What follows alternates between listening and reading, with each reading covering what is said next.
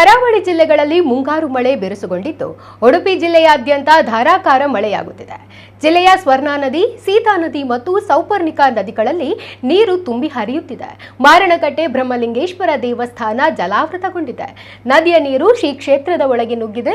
ಬೈಂದೂರು ವಲಯದ ಪ್ರಾಥಮಿಕ ಮತ್ತು ಪ್ರೌಢ ಶಾಲೆಗಳಿಗೆ ತಹಶೀಲ್ದಾರ್ ಅವರು ರಜೆ ಘೋಷಿಸಿದ್ದಾರೆ. ಹವಾಮಾನ ಇಲಾಖೆಯು ಉಡುಪಿ ಜಿಲ್ಲೆಗೆ ಇಂದು ಆರೆಂಜ್ ಅಲರ್ಟ್ ಘೋಷಿಸಿದ್ದು ಮಳೆ ಇನ್ನಷ್ಟು ತೀವ್ರಗೊಳ್ಳುವ ನಿರೀಕ್ಷೆ ಇದೆ. ಬೈಂದೂರು ನಾವುಂದ ಭಾಗದಲ್ಲಿ ಕೃತಕ ನೆರೆ ಬಂದಿದ್ದು ಜನಜೀವನ ಅಸ್ತವ್ಯಸ್ತಗೊಂಡಿದೆ.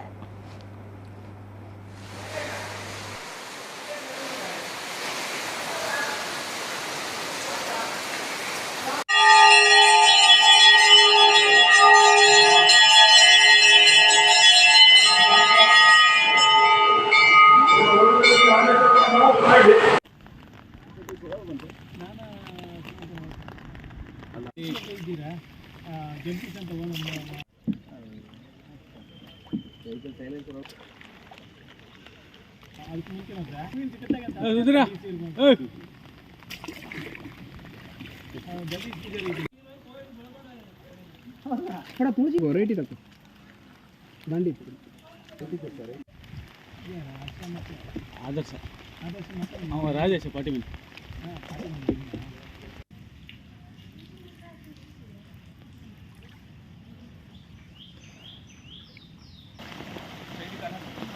ಸೈಡಿಗೆ ಹೋಗ್ಬೇಡಿ.